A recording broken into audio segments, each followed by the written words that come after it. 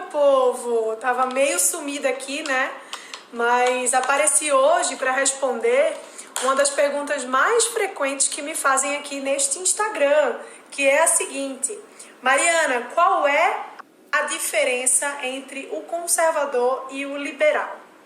Pois é, porque apesar dessas duas escolas de pensamento convergirem muitas vezes em muitas pautas, em muitas ideias, é óbvio que existem diferenças, né? Como tudo na vida. E hoje a gente vai conversar sobre isso. Eu já falei aqui sobre o liberalismo e sobre o progressismo. Se você não ouviu, sim, isso mesmo, acertaram. Vão lá nos destaques assistir que tá tudo salvo. E para a gente poder falar sobre essas diferenças, primeiro a gente precisa entender o que é o conservadorismo, né?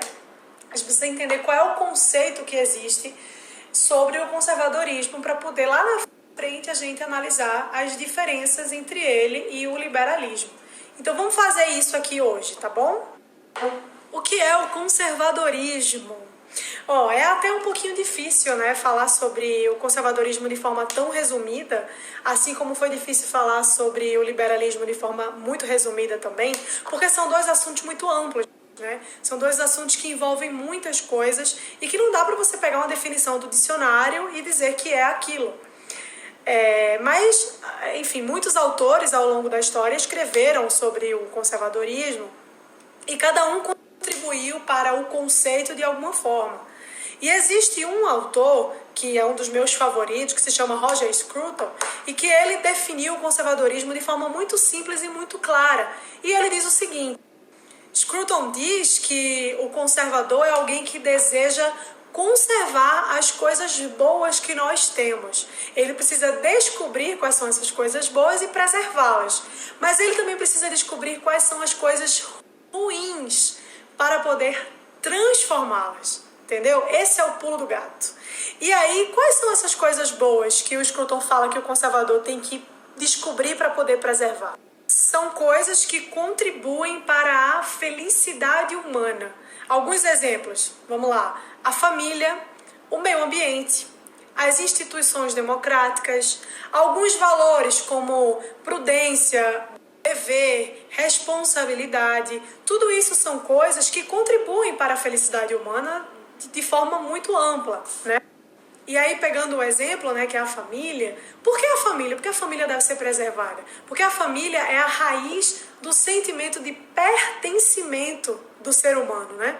Ela é o que define os seus objetos de amor. Então, se você destrói a família, se você destrói isso, que é uma coisa tão importante, é a base tão importante, a base mais importante para o indivíduo, você cria pessoas que vão ser extremamente solitárias, sozinhas. E isso traz efeitos, consequências muito desastrosas para a humanidade. Isso é um fato.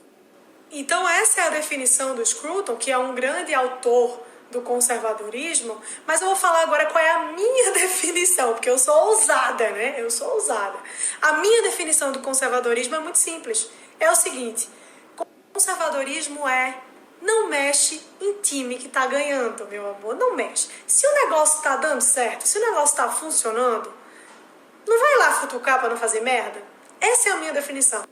É muito mais simples, não é? Vamos concordar aí, não é muito mais simples? Isso mostra, né, que o conservador ele não é simplesmente avesso a mudanças, como muita gente acha, né? É conservador, não quer mudar nada, é super apegado ao passado. Não, gente, não tem nada a ver com isso. Não é que ele seja avesso a mudanças, ele é avesso a rupturas radicais de caráter destrutivo. Anotem isso aí. É avesso a mudanças que não representem algo melhor do que o que a gente já tinha antes, né? Porque se você for parar para pensar, nem toda mudança é positiva, nem toda mudança é boa, né? Nem toda mudança é um avanço. Ou seja, antes de aceitar uma mudança, o conservador ele vai ponderar bastante. Ele vai analisar os impactos positivos, os impactos negativos daquela mudança e depois ele vai decidir se deve ou não aceitá-la, se vale a pena ou não aceitá-la. ele entende que vale a pena aceitar aquela mudança, ele prefere que essa mudança seja lenta e gradual, para que se possa perceber os efeitos dela, né, na prática. Então, assim, nunca vai ser uma mudança radical. O passo sempre é lento, né? Porque o que está em jogo não é, sei lá, os efeitos dessa mudança daqui a 4, 5 anos, mas daqui a 4, 5 gerações, né? Então, assim, o que está em jogo, na verdade, é toda a história da humanidade, tanto o que passou como o que virá.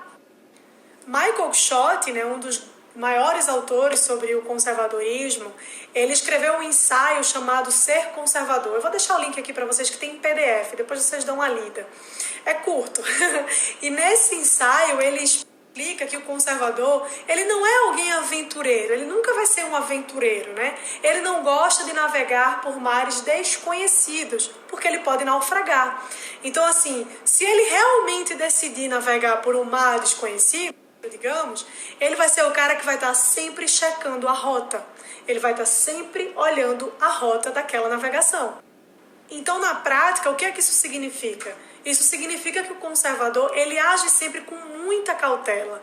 Ele age sempre com uma prudência racional. Então, sendo assim, o conservadorismo ele é antagônico não ao liberalismo, mas ao progressismo. Porque o progressismo, por sua vez, ele vê o sentido de tudo na mudança, né? Para ele, quanto mais você mudar, melhor. É aquela coisa de quebrar paradigmas, de ser desconstruído, de ser transgressor, revolucionário, que para mim não passa de você não respeitar a história da humanidade. Porque, claro, se a humanidade não foi extinta como os dinossauros, se chegamos até aqui hoje, é porque algumas coisas que deram certo foram preservadas.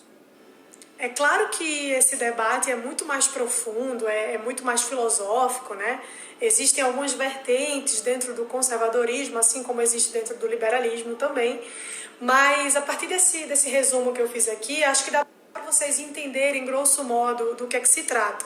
Então, sendo assim, vamos falar agora sobre as convergências e as diferenças que existem entre essas duas escolas de pensamento, né, que é o liberalismo e o conservadorismo. Apesar de existirem, né, algumas convergências entre o pensamento liberal e o pensamento conservador, especialmente no que se refere às questões econômicas, de mercado, empreendedorismo, em outras áreas há algumas divergências sim. A diferença está basicamente no princípio, né, de onde cada um parte. O liberal ele sempre vai partir da ideia de que cada um é livre para fazer o que quiser, desde que isso não agrida a terceiros, o que é uma ideia muito interessante, mas para o conservador não é só isso. Para o conservador é imprescindível analisar quais são as consequências desse fazer o que quiserem, que os liberais acreditam. Para o liberal, a liberdade vai ser sempre o norte, né? Vai ser sempre o objetivo final de tudo. Mas para o conservador, a liberdade é só um dentre os valores que ele defende. Então, assim, basicamente essa é a grande diferença entre essas duas correntes de pensamento. Então, meu povo, para encerrar esse assunto, tenham em mente o seguinte: liberais e conservadores muitas vezes têm ideias em comum, né? Como, por exemplo, reduzir o tamanho do Estado e a interferência dele na economia, na sociedade. Também é uma coisa em comum lutar contra essa ditadura coletivista que existe. Então, eles não são inimigos, né? Liberais e conservadores não são inimigos, mas eles têm um grande inimigo em comum, que é o progressismo ou socialismo, que é o verdadeiro nome dessa bagaça, né? Progressismo não, porque de progressista não tem nada. Mas é isso, espero que vocês tenham gostado. Um beijo!